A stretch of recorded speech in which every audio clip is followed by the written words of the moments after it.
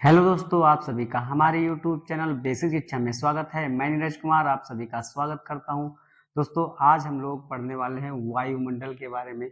वायुमंडल की परतों के बारे में पढ़ेंगे। तो दोस्तों आइए शुरू करते हैं। पहले वायुमंडल की परिभाषा को पढ़ेंगे और उसके बाद हम लोग पढ़ेंगे पृथ्वी की वायुमंडल में जो परतें हैं उसके बारे में अच्छे से अध्ययन करेंगे और किस परत में क्या चीज घटित होती है उसके बारे में लोग अध्ययन करेंगे। तो पहले हम लोग पढ़ते हैं वायुमंडल की परिभाषा क्या होती है। तो वायुमंडल की परिभाषा में पृथ्वी के चारों ओर उपस्थित गैसीय आवरण को वायुमंडल कहा जाता है। इस गैसीय आवरण में विभिन्न प्रकार की गैसें हैं, जिनमें से प्रमुख गैसें हम लोग पढ़ते हैं। सबसे ज्यादा कौन सी गैस है? नाइट्रोजन। अगर एग्जैक्ट बात की जाए तो 78.08%।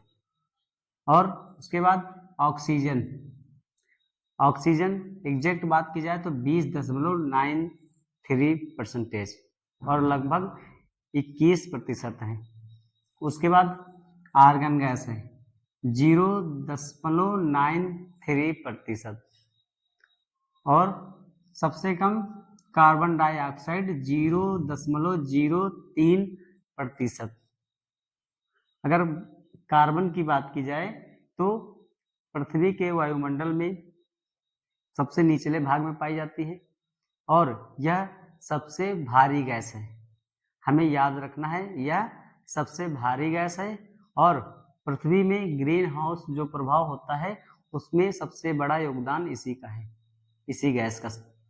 ठीक है दोस्तों, तो कार्बन डाइऑक्साइड के बारे में हमें ये दो तीन बातें याद रखना है। सबसे भारी गैस है और ग्रीन हाउस इफेक्ट में सबसे ज्यादा जिम्मेदारी इसी गैस को दी जाती है। कहने का मतलब सबसे ज्यादा रिस्पॉन्सिबल यही गैस है। ठीक है, अब उसके बाद हम लोग पढ़ते हैं जो पृथ्वी की 5 परतें हैं उसका अध्ययन करते हैं। अब शुरू करते हैं हम लोग। पृथ्वी की जो ये ऊपरी परत है जहां हम लोग रहते हैं, जहां हम लोग खड़े हैं, जहां हम लोग घर बनवा कर रहते हैं, तो इस पृथ्वी की परत से 18 किलोमीटर की ऊंचाई तक क्षोभ मंडल पाया जाता है। कौन सा मंडल? क्षोभ मंडल पाया जाता है। और हमें यह भी याद रखना है इनके क्रम को। ठीक है, क्षोभ मंडल, समताप मंडल, मध्य मंडल, आयन मंडल और बाह्य मंडल। बाह्य मंडल को बाह्य मंडल भी कहते हैं। इनके इंग्लिश नाम भी याद रखना है क्योंकि पेपर में हिंदी और इंग्लिश दोनों नाम पूछे जाते हैं। तो troposphere, stratosphere, mesosphere, ionosphere, exosphere, तो ये इनका क्रम है। हमें क्रम याद रखना है इंग्लिश और हिंदी दोनों में। ठीक है, जिसमें से सबसे पहला जो मंडल है क्षोभ मंडल है। पृथ्वी की सतह से 18 किलोमीटर की ऊंचाई तक पाए जाने वाला मंडल कौन सा है? क्षोभ मंडल। अब यह मंडल पृथ्वी के ग्लोब में इस भाग को उत्तरी ध्रुव कहते हैं और इस भाग को दक्षिणी ध्रुव कहते हैं। और इसमें जो बीचों बीच ये रेखा गई है इसको कहते हैं विषुवत रेखा, जो पृथ्वी को दो भागों में डिवाइड कर देती है। ध्रुवों पर इस गैस का आवरण होता है 8 किलोमीटर। ठीक है, क्षोभ मंडल का आवरण ध्रुवों पर होता है 8 किलोमीटर और विषुवत रेखा पर होता है 18 किलोमीटर। तो इतना हमें याद रखना है क्षोभ मंडल के बारे में। क्षोभ मंडल विषुवत रेखा पर 18 किलोमीटर है और ध्रुवों पर 8 किलोमीटर इसकी ऊंचाई पाई जाती है। और इससे संबंधित और भी क्वेश्चन को पढ़ते हैं। क्षोभ मंडल में कौन कौन सी घटनाएं होती हैं, हमें महत्वपूर्ण घटनाओं को याद रखना। पहले घटना है कि मौसम संबंधी घटना। मौसम संबंधी जितनी भी घटनाएं हैं, बारिश होना, बिजली कड़कना, आंधी तूफान आना, ये सभी घटनाएं यहीं पर होता है। ठीक है, जो बारिश होती है यही होती है। और दूसरा क्या है, यहाँ पर जो तापमान है प्रत्येक 165 मीटर जाने पर, कितना 165 मीटर ऊपर जाने पर 1 डिग्री का तापमान घट जाता है। कितना 1 डिग्री का। और 1 किलोमीटर ऊपर जाने पर इसका तापमान घट जाता है 6.4 से 5 डिग्री। तो मौसम संबंधी घटनाएं, और यहाँ पर इस सतह में मतलब कि क्षोभ मंडल में 165 मीटर ऊपर जाने पर 1 डिग्री घट जाता है, और 1 किलोमीटर जाने पर 6.4 से 5 डिग्री टेम्परेचर घट जाता है। और इस मंडल को संवहन मंडल भी कहते हैं। कौन सा? संवहन मंडल। इसी मंडल पे सबसे ज्यादा नाइट्रोजन गैस और ऑक्सीजन गैस पाई जाती है। और जो कार्बन डाइऑक्साइड मैंने अभी पढ़ाया कि CO2 सबसे ज्यादा भारी होने के कारण ये इसी मंडल पे उपस्थित रहती है। तो इतना हमें क्षोभ मंडल के बारे में याद रखना है। मौसम संबंधी सभी घटनाएं यही होती हैं। 165 मीटर ऊपर जाने पर 1 डिग्री टेम्परेचर घटता है, और 1 किलोमीटर जाने पर 6.4 से 5 डिग्री का टेम्परेचर घट जाता है।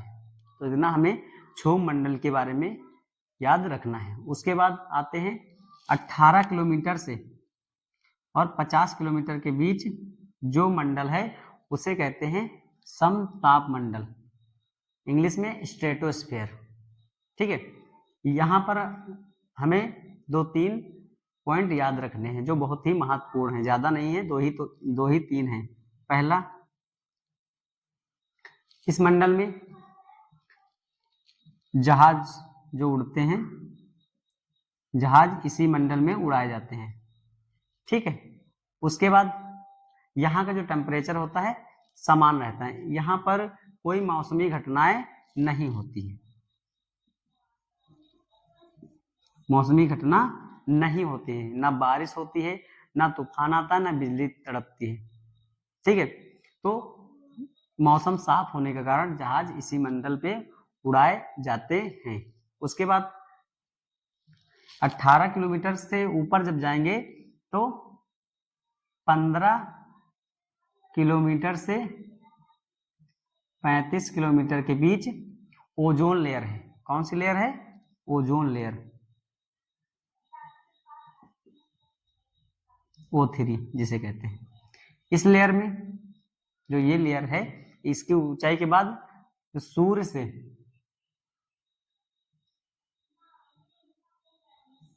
जो सूरज है, ठीक है, सूरज से आने वाली जो अल्ट्रावायलेट किरणें हैं, परावैंगनी किरणें हैं, वो ये परत यहीं पर रोक देती है।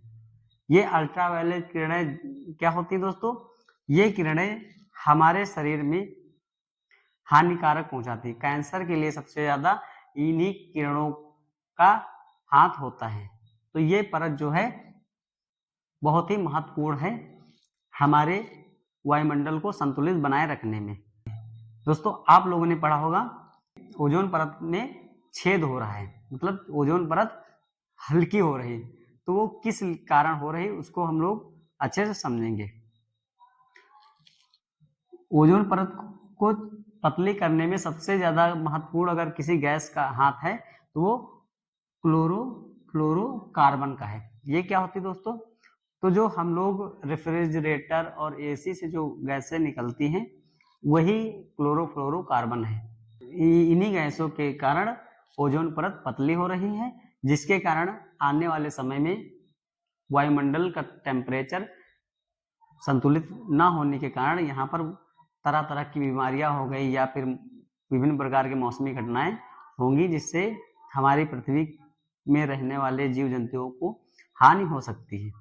तो हमें इस परत की रक्षा करना है और अपने पर्यावरण को स्वच्छ बनाकर चलना है।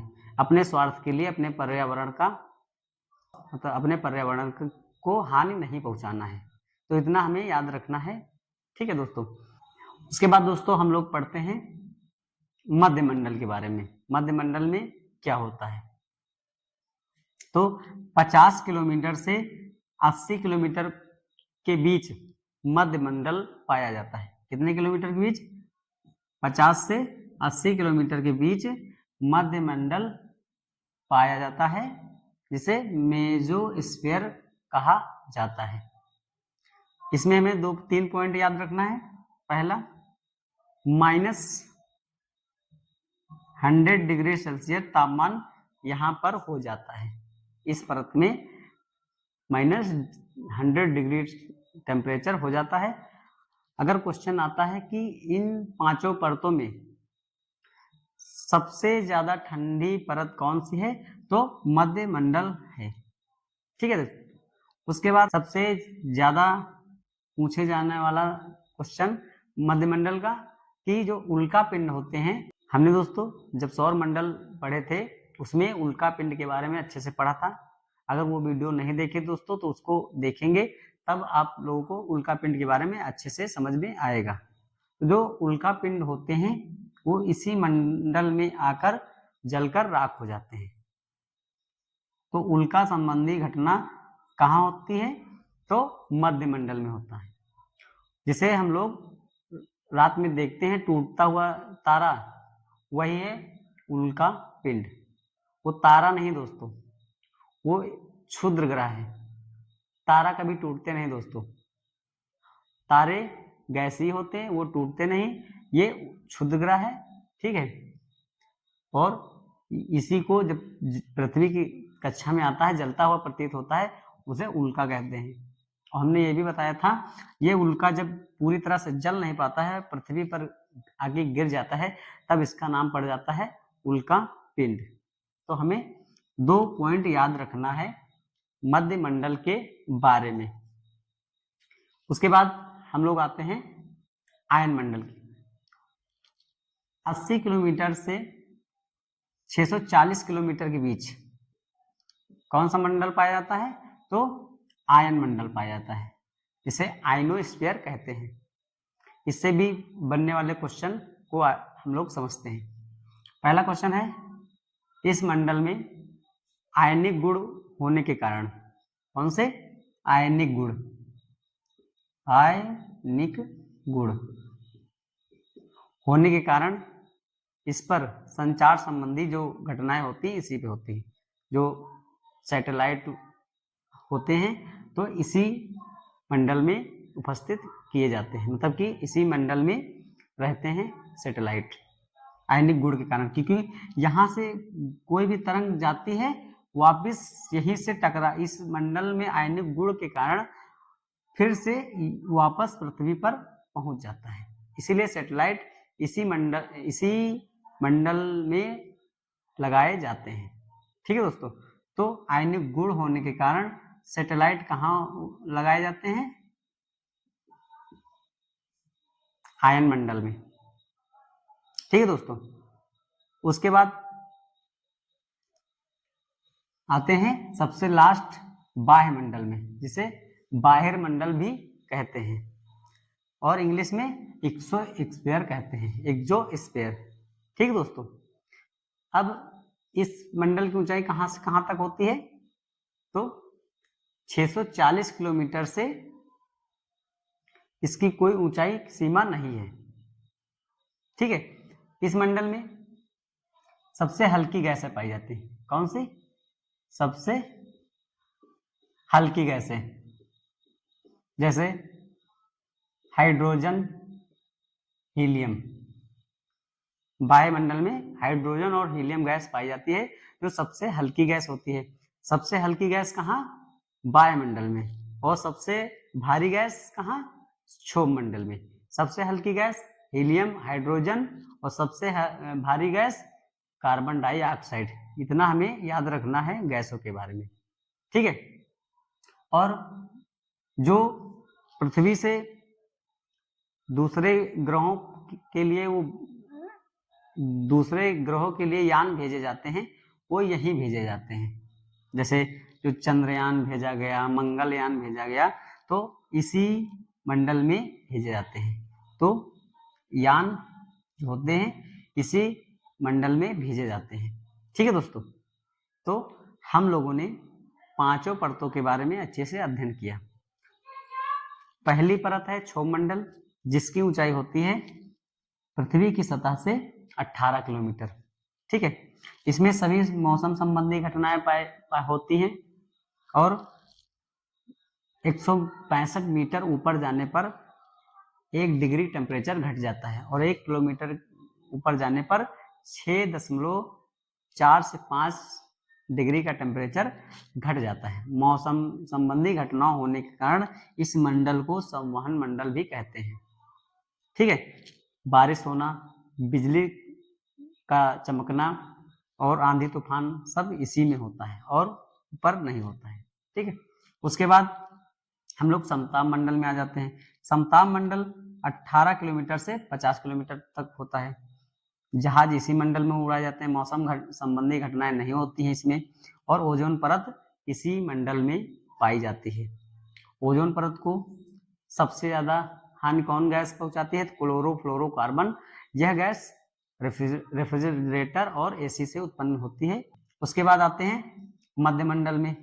मध्य मंडल 50 से 80 किलोमीटर के बीच पाया जाता है। यहाँ पर -100 डिग्री टेम्परेचर हो जाता है और यहाँ उल्का संबंधी घटनाएं होती हैं। उसके बाद आते हैं 80 से 640 किलोमीटर के बीच आयन मंडल के बारे में, आयनोस्फीयर के बारे में। यह इस मंडल में आयनिक गुण होने के कारण यहाँ पर जो पृथ्वी से कोई संचार भेजा जाता है तो इस मंडल से टकराकर वापस पृथ्वी पर आ जाता है और इसीलिए इस मंडल में सैटेलाइट लगाई जाती है। ठीक है, उसके बाद 640 किलोमीटर के ऊपर बाह्य मंडल, जिसे बाह्य मंडल कहते हैं, एक्सोस्फीयर। यहाँ पर सबसे हल्की गैसें पाई जाती हैं, जैसे हाइड्रोजन, हीलियम। ठीक है, और जो यान भेजे जाते हैं दूसरों ग्रह पर वो यही इसी मंडल में भेजे जाते हैं। ठीक है दोस्तों, आशा करता हूँ आप लोगों को ये वीडियो समझ में आया होगा। धन्यवाद दोस्तों।